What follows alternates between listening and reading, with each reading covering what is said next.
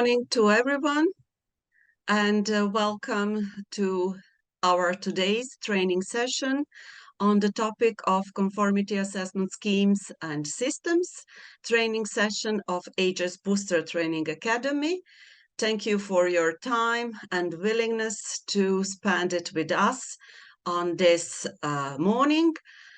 I'm Ivana Mijatovic. I'm lead of HSbooster Training Academy, and I have a very nice task today to introduce today's presenters and trainers, Biljana Tosic and Lucio Gonzalez Jimenez. I will say a few words about our today's presenters. So, Biljana Tosic is a researcher and a PhD student at University of Belgrade. She's coming from Department of Quality Management and Standardization, and her PhD thesis is related to impact of knowledge and experience in standardization on internationalization of small and medium enterprises. Lucio Gonzalez Jimenez is experienced manager in SGS Brightside Cyber Lab located in Madrid, Spain.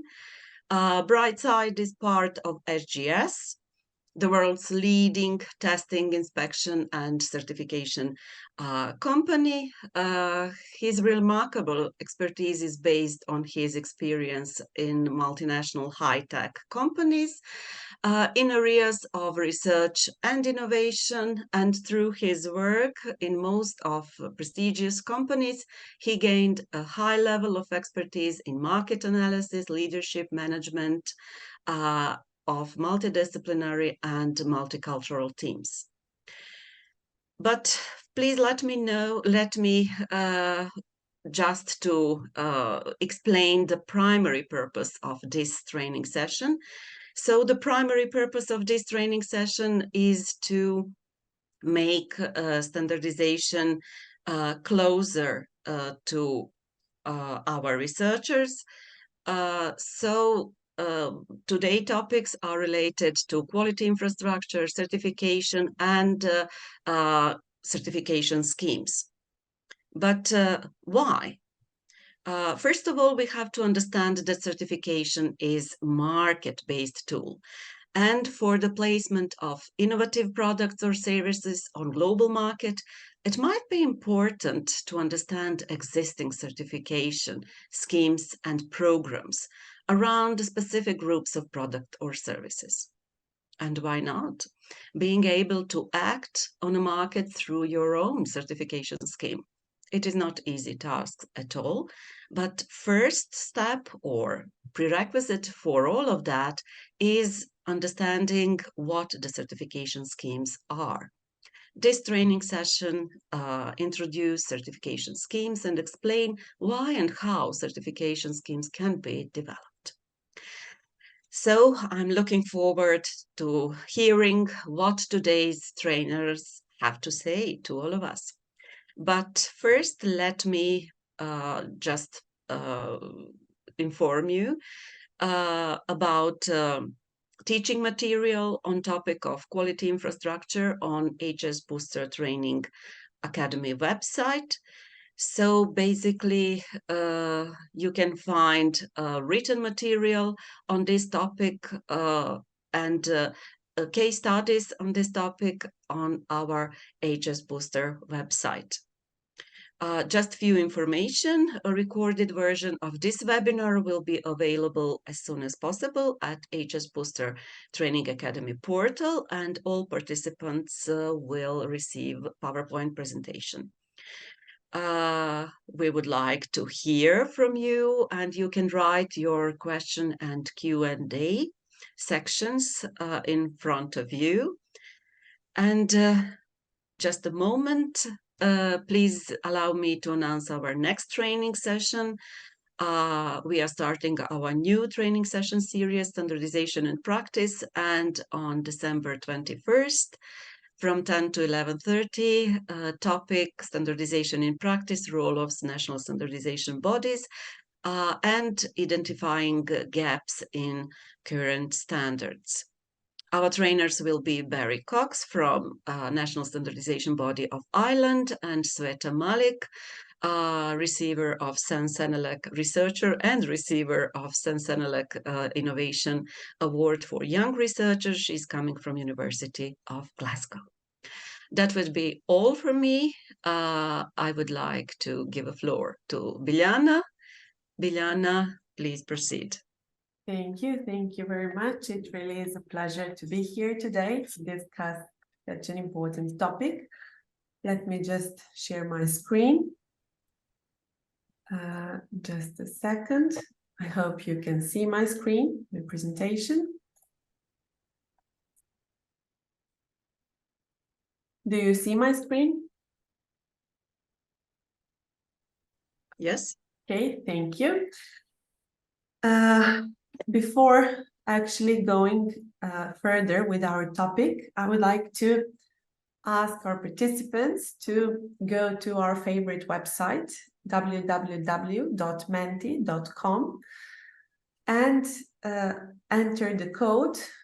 I will read the code A5719545, or just scan the QR code that you can see on the slide, and answer the question to just see where we stand before proceeding further. The question is, please name 3 words that you associate with conformity assessment. So there are no right or wrong answers here, anything actually that you can associate with conformity assessment. I will read the code one more time. 85719545. Okay, good. We have some responses here. Just wanted to see where we stand. We have certification, compliance, inspection, testing, great, certificates, parameters, ISO 9001, regulation,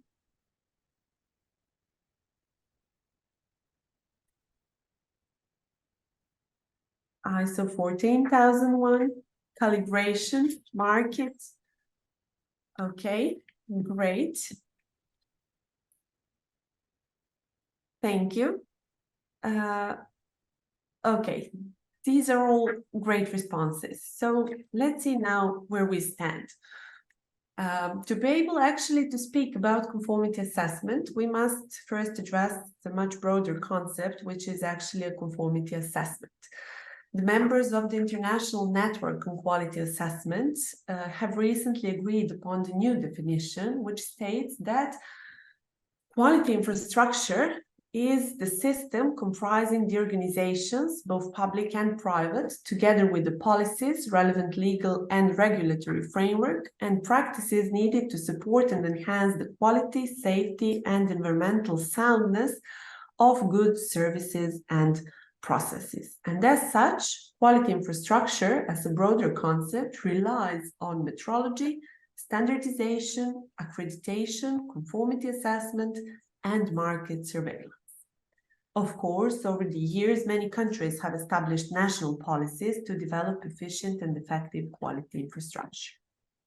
Similarly, national quality infrastructure is a system which consists of these 3 core components: metrology, standardization, and accreditation, that are also enhanced by market surveillance, and services based on these components, which are collectively called conformity assessment. And as you already mentioned, those are calibration, testing, inspection, and certification. So basically, when we speak about conformity assessment, we think of calibration, testing, inspection, and certification. Okay, so a little bit of terminology. According to international standard ISO 17000, titled Conformity Assessment, Vocabulary and General Principles, conformity assessment as such is defined as a demonstration that specified requirements are fulfilled. This definition is accompanied by 2 notes. The first one suggesting that conformity assessment can also have a negative outcome, thereby demonstrating that the specified requirements are not fulfilled. And the second one suggesting that these specified requirements may actually be detailed or general and may be stated in normative documents such as regulations, standards, and technical specifications. The same standard suggests that object of conformity assessment may be defined as an entity to which these specified requirements apply, such as product, a process, service, or a system, installation, project, data, design, and so on, or any combination thereof. So, basically, when we speak about conformity assessment, when we ask who performs conformity assessment, on the one side, we might say certification bodies or inspection bodies or testing laboratories, and so on. But on the other side, another correct answer might be a first party or a second party or a third party conformity assessment. The same standard, once again, defines the first party conformity assessment activity as an activity which is performed by a person or organization that provides the object of conformity assessment or that is the object of conformity assessment. And these usually are providers, designers, or owners of the object, investors in the object, advertisers or promoters of the object. The second party conformity assessment activity is performed by a person or organization that usually has a user interest in the object of conformity assessment, and these usually are purchasers or users, or maybe potential customers seeking to rely on suppliers' management system.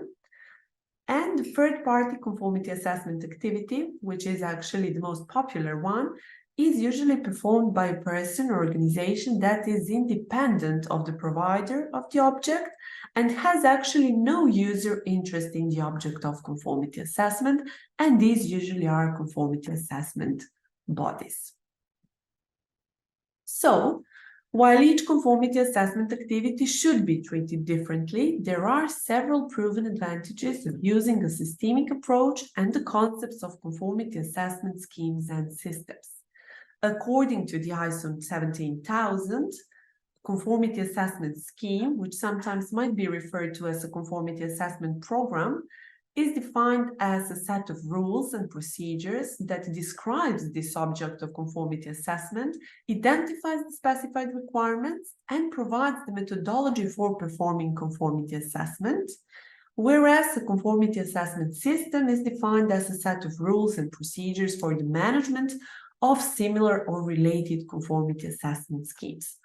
Although rules and procedures for different conformity assessment schemes might differ, there are, once again, several proven advantages in terms usually of efficiency and consistency to working within a common framework. Nowadays, several types of conformity assessment schemes currently exist, such as certification schemes, testing schemes, inspection schemes, verification and validation schemes.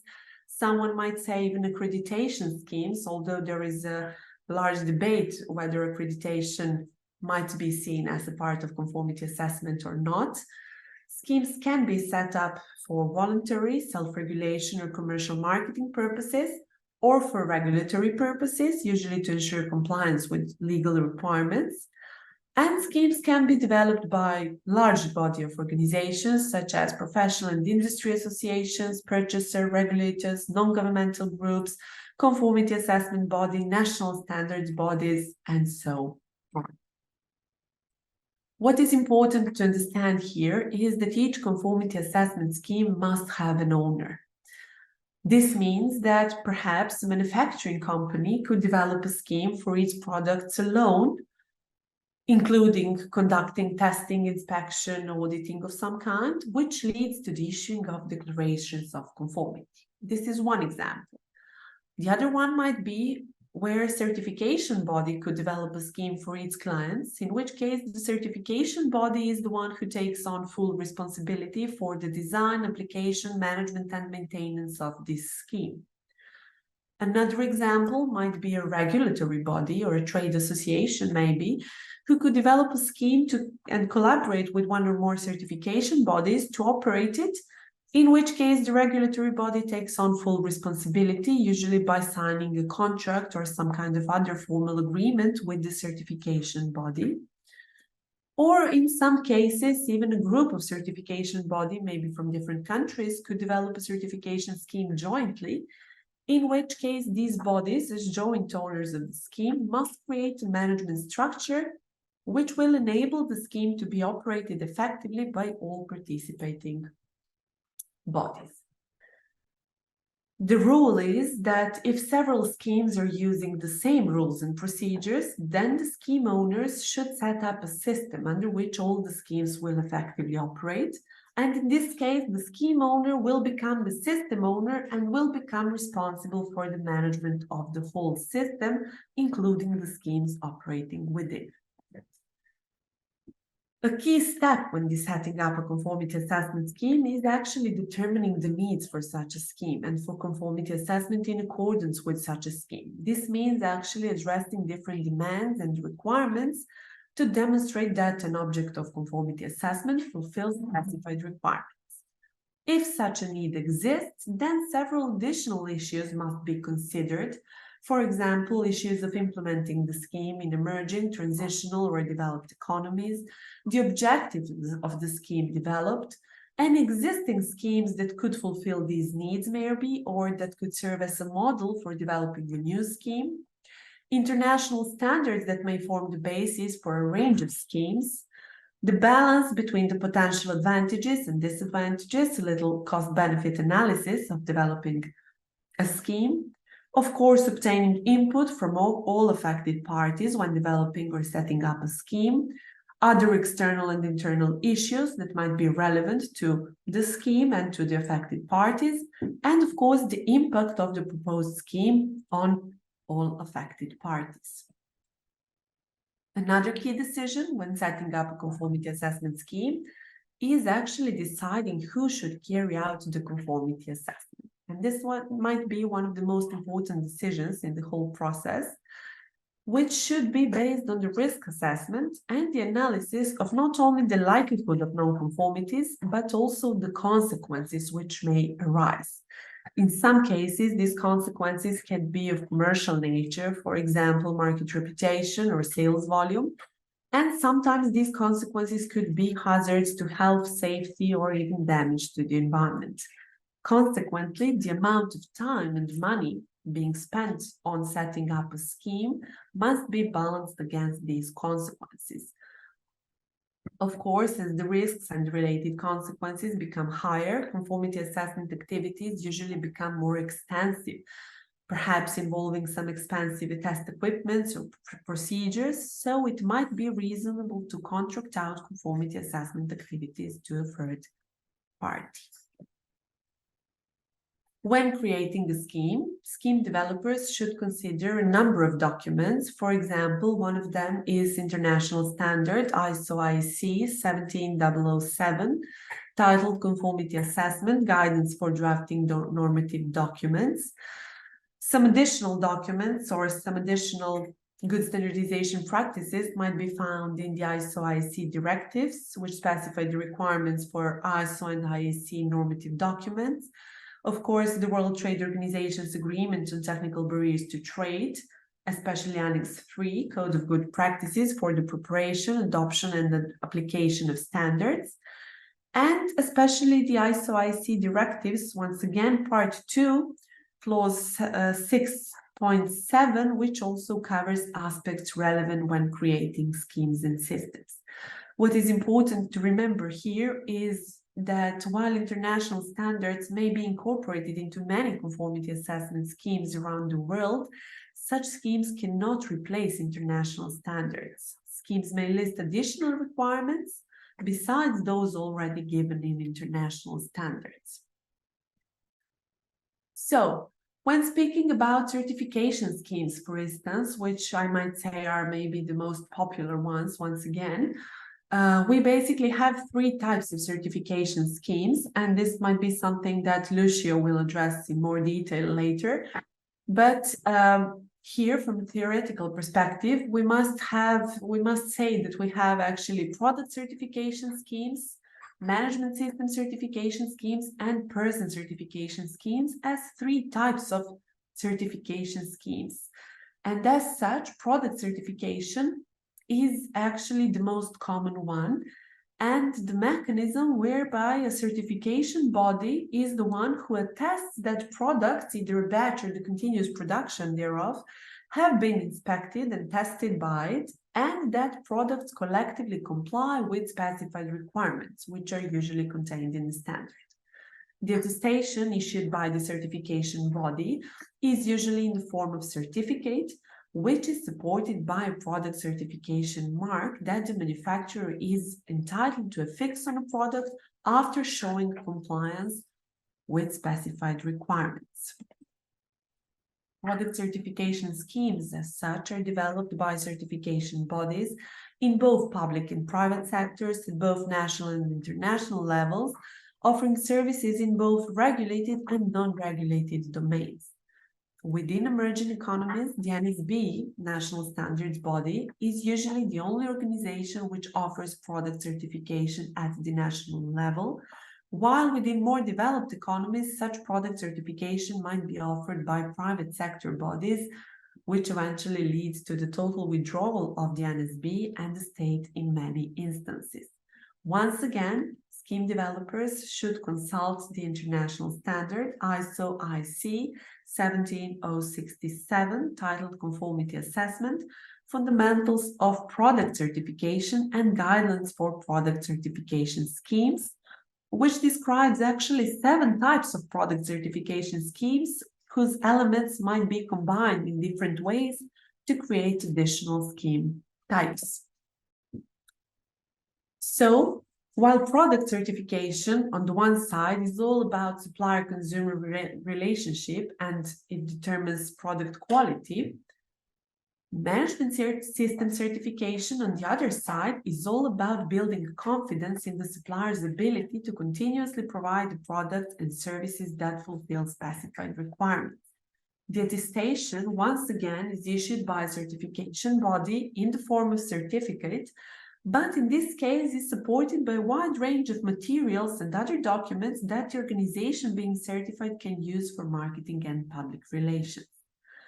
So, compared to product certification, which is usually supported with a product certification mark that the manufacturer is entitled to affix on a product after showing compliance with specified requirements, the management system certification does not actually make any claims about the product quality. Rather, the management system certification denotes only the capability of the supplier to continuously provide products and services complying with contractual obligations, which is why the management system certification emblem, as the one here in the slide, should not be affixed to the product because it does not denote product compliance. The well-known management system certification schemes are based usually on, let's say, ISO 9001, for which over 1 million certificates have been issued around the world since its development. And finally, we have person certification schemes. That's the third type of certification schemes, which set out the competence requirements and other requirements related to specific occupational or skilled categories of persons, and people who fulfill these requirements might end up being recognized as certified auditors, certified welders, or even certified IT security specialists.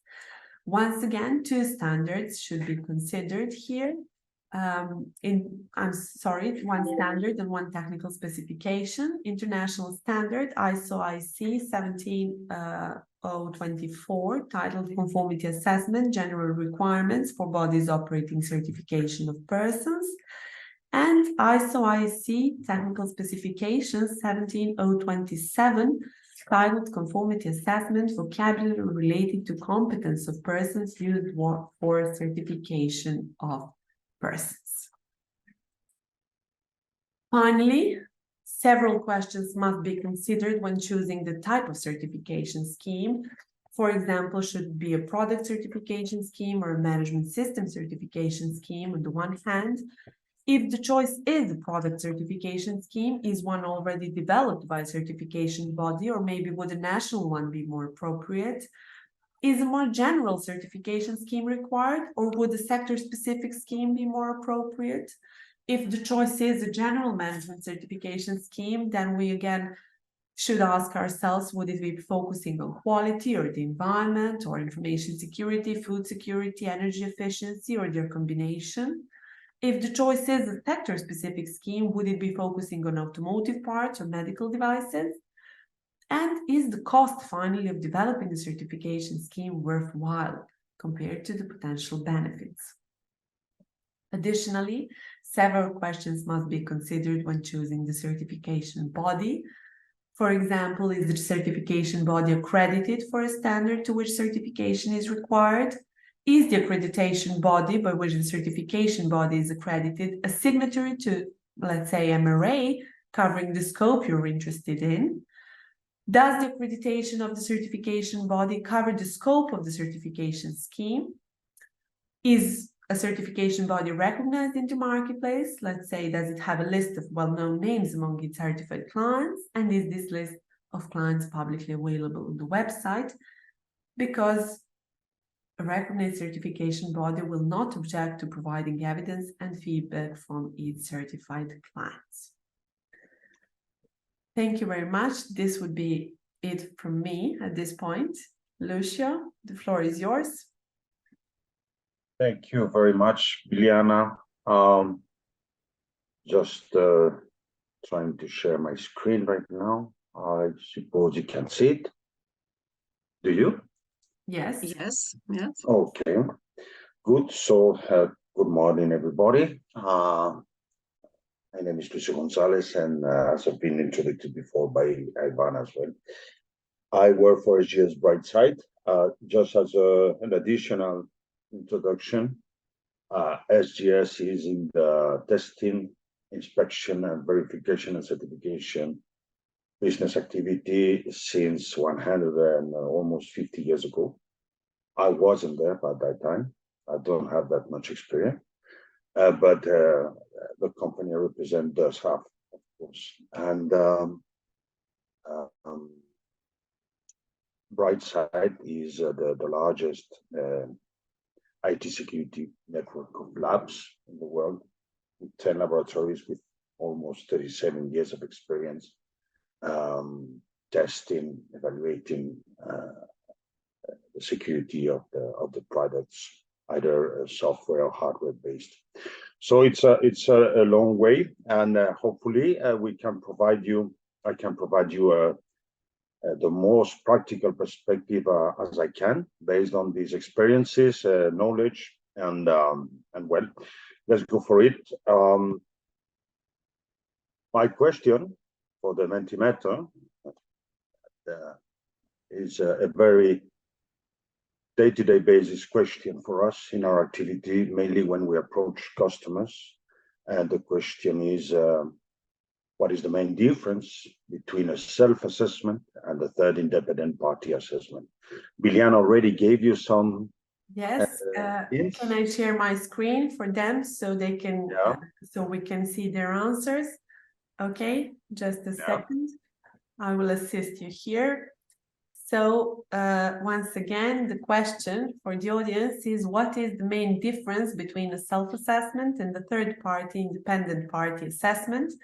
The code is 564189, and we're expecting your responses.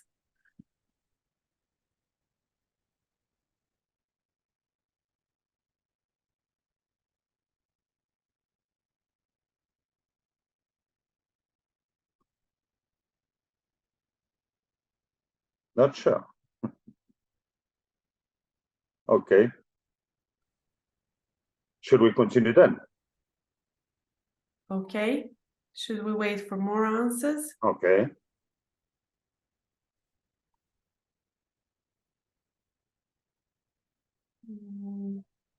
Something else?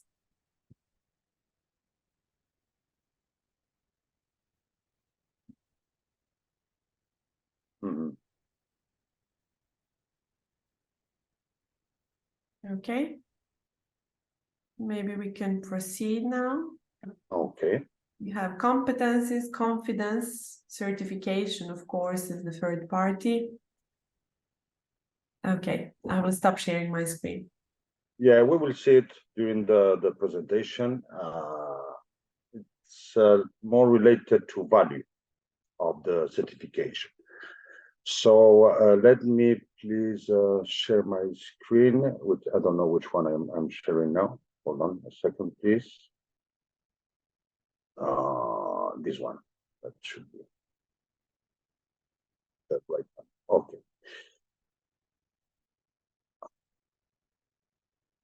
Okay. So the first part of this session is it's about the relationship between standards and certification. Certification is at the very end of the road, or used to be at the very end of the road, of the whole process between a development, an idea, and the market uptake. So this is actually to verify that any product, process, or service can be compliant with a specific standard. But at the same time, certification is also made of standards. So you could check in the previous presentation from Liana that there are many ISO standards related to assessment and certification process. So this is a common word. But the certification process, as I said, used to be at the very end. The first thing we have to consider when we talk about this relationship in the research field is the purpose of the research.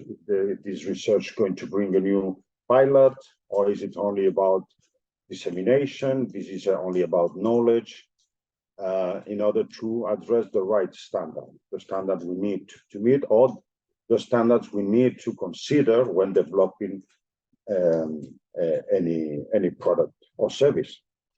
And what should you need those standards? Okay, but mainly because the veracity, the consistency of the results depend on these standards. If it's proven enough, or if you are bringing a new way to prove the consistency of results, this is the more trustworthiness you will reach. And when you need to get those products to the market, you need to have some basis and compliance to the system, or at least following the guidance of this standard. So in the end, it's a guide, a technically proven and consistent result to approach. And why certification? Certification is just not only to demonstrate that you are capable to fulfill these requirements or this technical specification, but because a third party made the same test or made a standardized test or evaluation or assessment to provide more consistency to the results of the research. Not only because you said so, you self-declare that you are very good at developing and following the standards, but a third independent party made the same thing, like a notary. Okay? This is part of the answer of the previous question. So then why are standards set for? Basically to provide this consistency. And why are they so important? Because it demonstrates the true fulfillment or accomplishment based on these guides. Okay. Why is certification needed? Well, we need, as I said before, to verify through a third independent audit based on different factors like confidentiality, like independence, like impartiality, without any impact from the outside of this space where the evaluation is performed, that the result of the research is fulfilling the standards and then getting or reaching the desired consistency. And why it's so important to have a clear relationship between standards and certifications? Well, because it provides more quality, as I said before, also trustworthiness to the following adopter or user or citizens, for instance, for a public digital service, for instance, based on a research, like we can see many services in the European funding programs. And moreover, it helps to vertebrate an industry by raising more competitiveness. And this is very important for a part of the stakeholders that are very, very, very needed and important in order to boost the creation of certification schemes and its adoption as well. Some examples. A good example and very, very, let's say, very helpful to me in that cases is the GSM standards for mobile communications. And I always used to recall well, let's call it battle between CDMA and GSM standards. In the end, it was a business battle between two main and important and relevant players in the market that were by the time Ericsson and Motorola, for instance. It could be also Nokia, but mainly Ericsson and Motorola, European vendor of mobile communications equipment, used to promote the GSM standard, and the American one, Motorola, the CDMA. In the end, GSM won the battle, but rapidly evolved with more support and adoption from the American market and vendors as well. So it's important, as you can see, to have a strong relationship and to understand the relationship between standards also and certification. From research to market, this is an important aspect of this relationship, and hopefully of your interest, because if you are researchers, one of your main concerns when you are trying to develop a new pilot, a new product or service, how to consider different aspects are not involved in apparently in the development, but you need to follow, you need to identify in order to reach the market at the soonest. Okay, there is still a gap, an important gap from research to market, despite the efforts of the whole ecosystem, researchers, large companies, small companies, academy, universities, of course, and also governments and public institutions of any kind. There is a gap also to how to better use the existing standards, how to better apply them.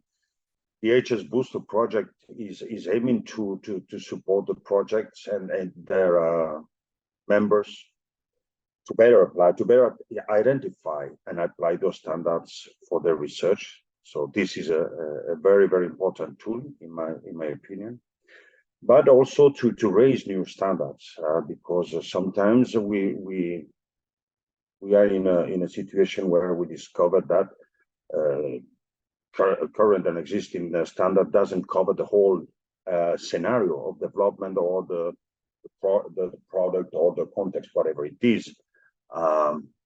And also other aspects that inherent, like the intellectual property of things like that. So it's still, there are still many things to do. To provide you a sense, I would like to an example, which is the more related to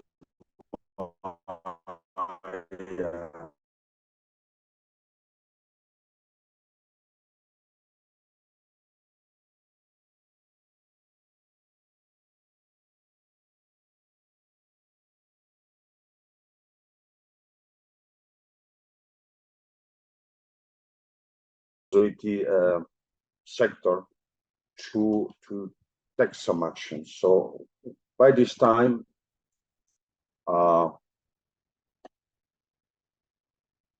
this policy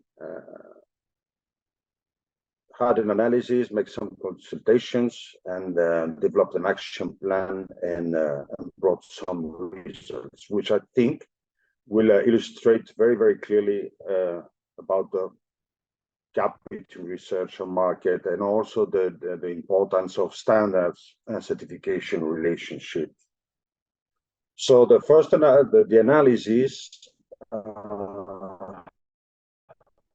three conclusions.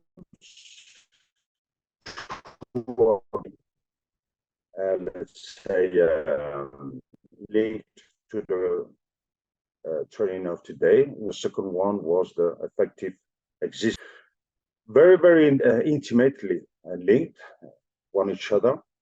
And hold on, give me a second, just to give you a bit more of contents. When performing research and development activities on new technologies, it's often very difficult to predict whether there will be is that development will provide a result that will reach the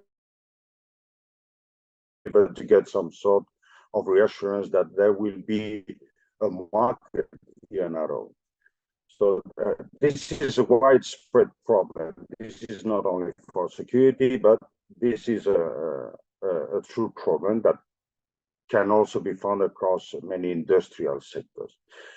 But this situation leads to a number of negative consequences. For example, results or concepts will not be explored, which in turn means that a certain technology that could improve in that case, the security of the citizen were not available to the demand side. So we can, but by this time, this research activity or scope couldn't afford all the existing demand. So it's 11 years ago, and the digital world changed a bit since then. And the fragmentation of this market, also the lack of harmonized certification procedures and standards in the European security market was also the main problem. There were different divergent approaches that have effectively led to the current security markets, which was a big problem also for the industry in order to reach these markets. So because it wasn't accepted in France and vice versa, this kind of situation, okay? And then each of them were split into a large number of sub-security sectors. It was quite complicated to manage. And this scenario not only creates a unique situation with respect to the internal market by this time, but also a considerable negative impact. Again, if you remember, negative consequences in the research side, and now negative impact on the market side. So this negative impact was applying both the supply side, the supply chain, and the demand side.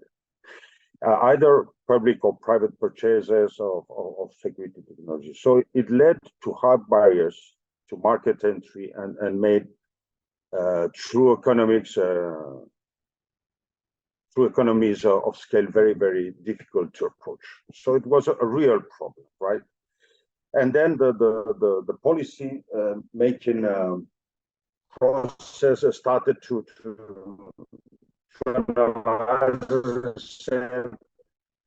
react, and because in the end it led to a lack of competition among suppliers and suboptimal users of heard about sovereignty, European champions. In the end, it's a matter to support not only the research but also the industry. So the Commission decided, as I said, in 2012, to launch an action plan with three main, let's say, topics, and the two most important were related to the market and the research, the gap between research and market. So the first part of the action plan was to overcome market fragmentation, and that is the clearer part of this plan. We'll see the results. So to overcome this fragmentation,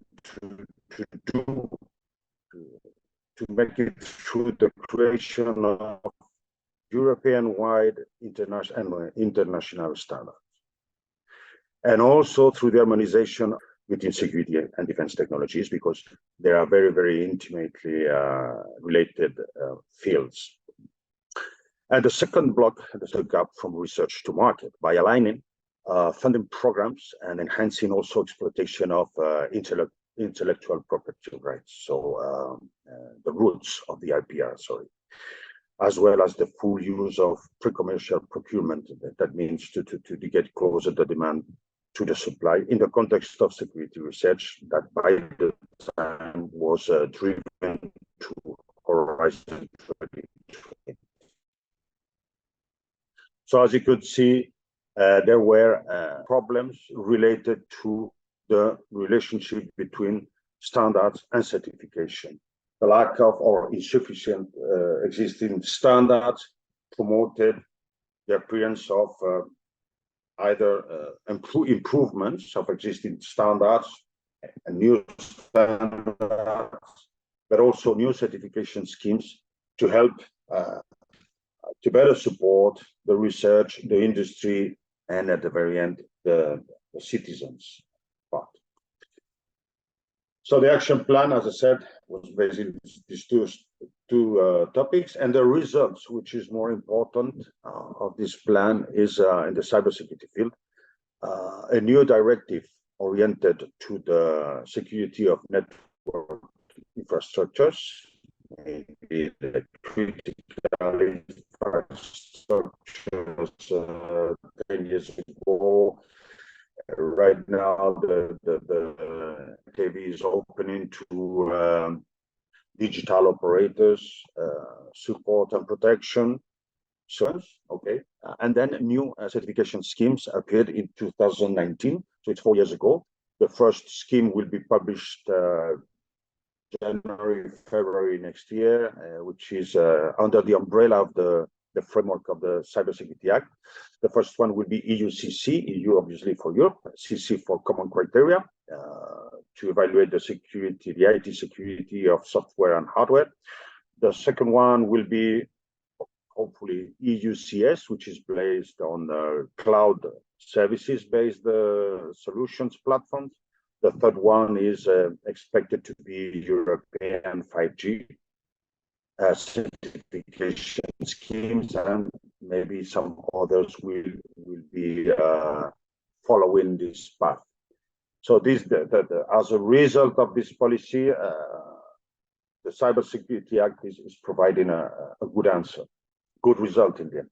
But not only that, and as I said before, that we used to see the certification at the very end of the road. The third result, the Cyber Resilience Act, is trying to put certification relevance at the very beginning. That means to integrate security features at the very beginning of the development, the design phase of the development of products. That could be either in a research, in an innovation activity, or in a pure industry-based on, let's say, internal research activity, or to include these features either by design or by default. So it's a very important also directive. And the last one, the Cyber Solidarity Act, is more related to the shield, the protection of the networks from monitoring. So as you can see, I'm not aware about other schemes like this Cybersecurity Act in other domains, but there are many certification schemes in other contexts, like for instance in health, or cybersecurity, for instance, applied to health, to automotive. The certification landscape a bit more of context, the audit modalities. I call these audit modalities because Biljana provided you the pure academic and very correct definition of these three aspects.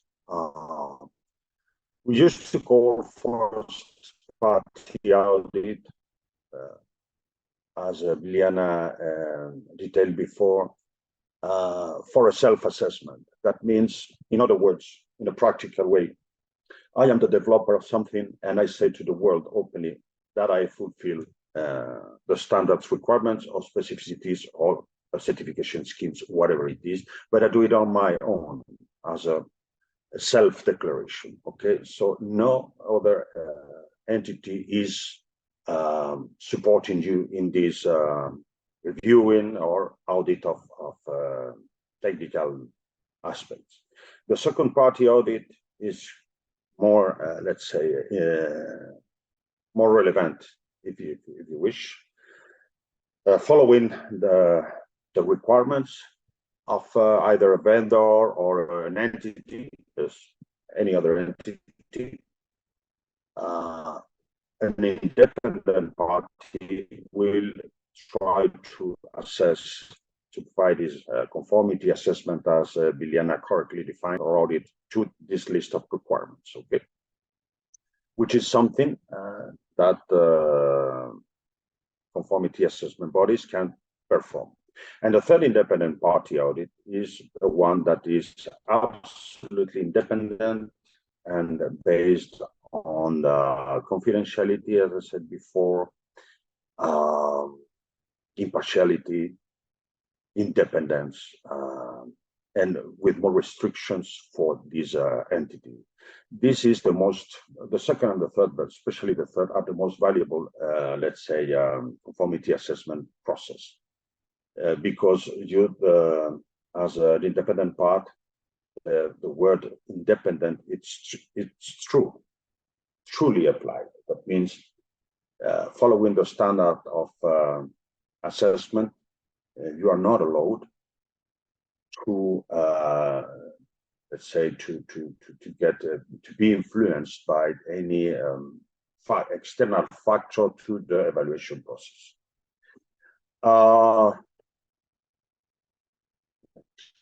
One, who is who? I think it's the right one. Yeah, who is who? Who is who is also important to know.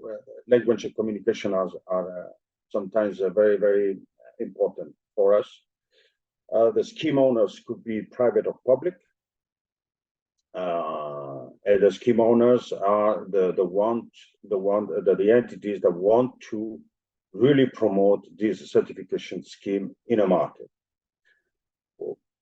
So let's say the orthodox way to create the scheme in that context, you need an accreditation body, because the accreditation bodies are officially recognized by the national governments, or even in a European context, to accredit conformity assessment bodies in order to ensure this independence and impartiality assessment, and of course following the related standards. Certification bodies or CABs, accredited CABs by accreditation bodies, and scheme owners are part of this dialogue. So that implies the participation also of other private stakeholders, like end users, like public entities as well, in order to create this certification scheme.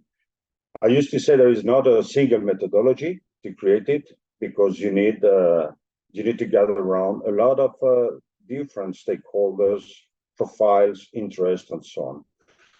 So in the end, what makes a certification scheme so cool is the common interest to support this and to make it public and to share the knowledge and the rules, the set of rules we have to put on the market. The laboratories or auditors are based on, as I said before, confidentiality, independence, and impartiality. These entities are not allowed to provide consultancy. It's a prohibited activity under the 17/065, for instance, for certification bodies, and partially permitted in very specific parts of the projects, of the assessment projects, under the ISO 17025, but it's been reduced progressively. So, as I said before, laboratories of third independent activity is very, very restricted or limited. And implementation entities, these are consulting firms or system integrators, which are allowed, of course, to provide consulting services. Very, very important, because the better they provide the service, the more fluent the assessment will be performed. But we cannot mix the concepts here.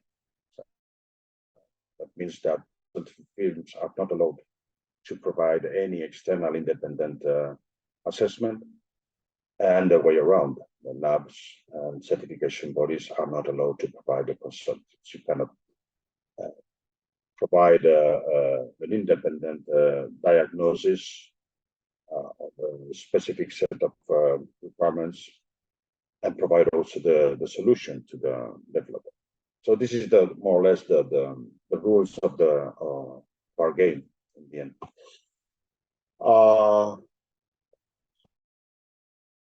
Repeated. The scheme. What should it include, or typically include? At least most of the topics included in a scheme. We recently launched one actually last week in Spain with Ministry of Defense related to monitoring services. So just to give you a slice of what should be included in the scheme, this is the scope of application, the nature of the application. You need to set up a lot of terminology in order to provide an understandable, readable language. There are requirements for the scheme owner and also the conformity assessment provider. A methodology to evaluate, for evaluations, international aspects and recognition, if this scheme wants to be or is aiming to be recognized internationally. Communication, how to communicate between the different stakeholders, that is, for instance, the provider of the technology, the vendor, the laboratory or the auditor, and the certification body as well, but also with the accreditation body. Many stakeholders have to interact. Guidance, and also formats, templates of reports, of assessment, many documentation to set up, and language to manage, as you can see. Talking about stakeholders, some topics here, the scheme owner itself, the end users, or the users of the technology or the service, whatever, or the process, the industry players, which are very demanded, the authority, the accreditation bodies, certification bodies, labs, or auditors if needed. So you have to gather all these people before launching this certification scheme.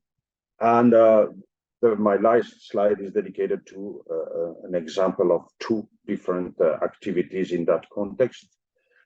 The first one is related to my activity domain, the IT security evaluation. We have the scope, the common criteria, standard, either the LINSE or the BSc CSPN for lightweight certification activities, then the national agencies, the scheme owner, in that case, either in Spain, Germany, France, etc. There's a national certification body that is part, in that case, of the scheme owner. There is an accreditation body and accrediting these CB, and these accredits testing labs. And these labs perform conformity assessment of products, either software-based only, or hardware, or software hardware-based. But the certification body issues the certificate. In that case, you can see it here. common criteria is the standard evaluation methodology. The 17025 is the standard that ensures that the lab has the proven technical capacity to perform testing activity. In other fields, it could be testing and calibration, okay, for metrology, for instance. And the accreditation body in Spain is ENAC. In that case, which is the national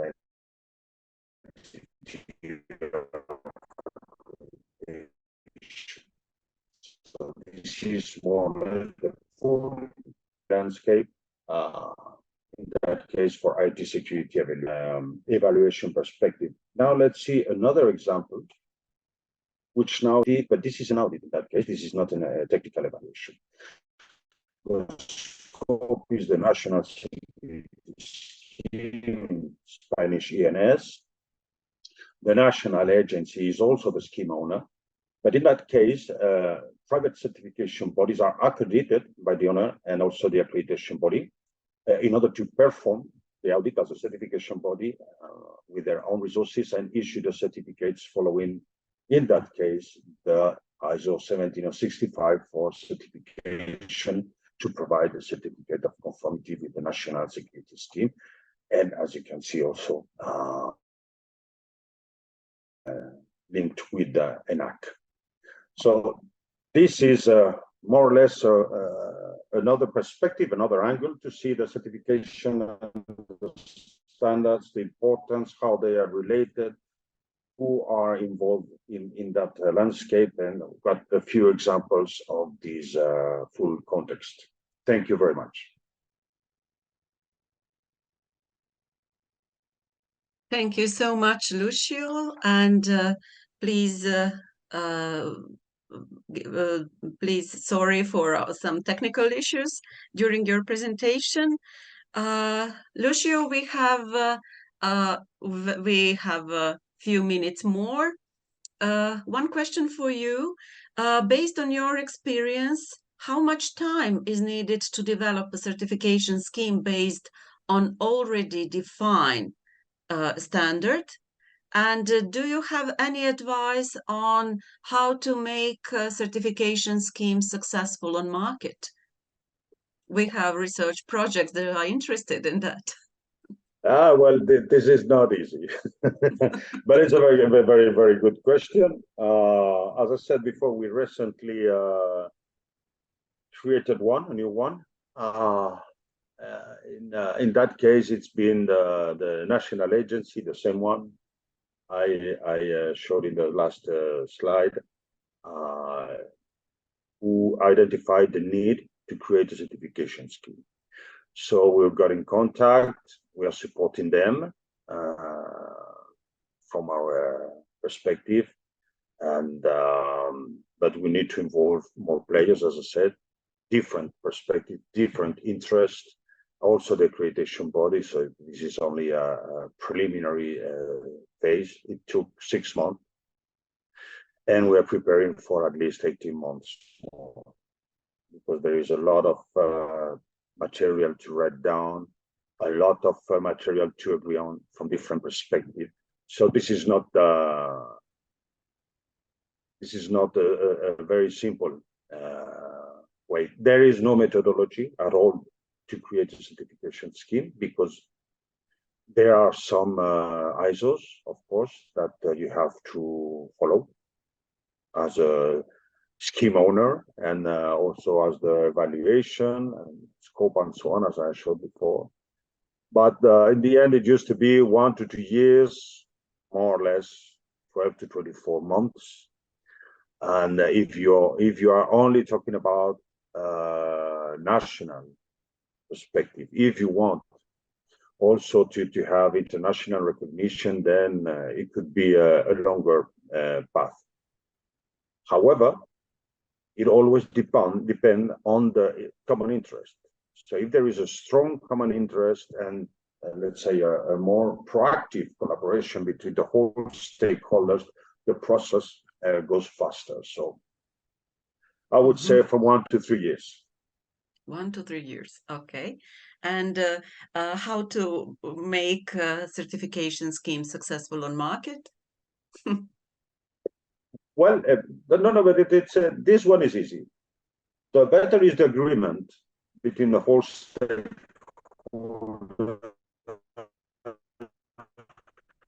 the more successful it is, because in the end, it's I'm so sorry, Lucio, your internet is not okay. Successful. In her presentation, that standards are of voluntary. As said, Biliana said in her presentation that ISOs are of voluntary accomplishment, right? In the case of Spain, for instance, these schemes are published as a law. So vendors are enforced. If you don't get this certification, you cannot sell your products in the public administration services. That is a success. This is demanding. This is complicated in some ways, and also very, very, let's say, exhausting for some vendors. But in the end, it makes you more competitive. When you get into this ecosystem, your product and services are more competitive. You can sell. So this is a successful use case, if you want. But if it's voluntary, if I am a manufacturer or software developer, I will not follow any guide. At least I will try to follow mine, and then I will consider others. Thank you so much. If you allowed me to share my presentation, Yeah, please. I would like to thank you to our trainers today, Biliana and Lucio and Biliana. Thank you so much for giving us some new perspectives on certification, conformity assessment schemes and systems and certification scheme. I think it's an important topic, and thank you so much for this. Please, just a few information for all of you. Please see our training material on quality infrastructure and other topics in our HSbooster Training Academy. Please be aware that we are preparing new training session from our new training series, Standardization in Practice. Next training session is planned for December 21st. We have very good trainers, Barry Cox from National Standardization Organization of Ireland and Sveta Malik from University of Glasgow. Topic is role of national standardization bodies identifying gaps in current standards. Please allow me to just share information about HSbooster new standardization self-assessment tool. This is something very, very interesting. This is first step toward informed standardization strategies or of one ongoing project or proposal writing. So you can just based on your project technology readiness level, level of standardization, knowledge of project members and research details, find out what your standardization strategy should be. You can, so please go to HSbooster, this line. You have information about how to use this tool, and please understand material of Training Academy that is more appropriate for you. This tool can lead you toward the material in Training Academy, and the whole process takes only 5 minutes. And it is a very good start to explore HSbooster services. Thank you so much, and I hope to see you soon. Thank you for your patience, and have a nice day. Thank you all. Thank you. Thank you. Bye-bye. Bye. Bye. Thank you.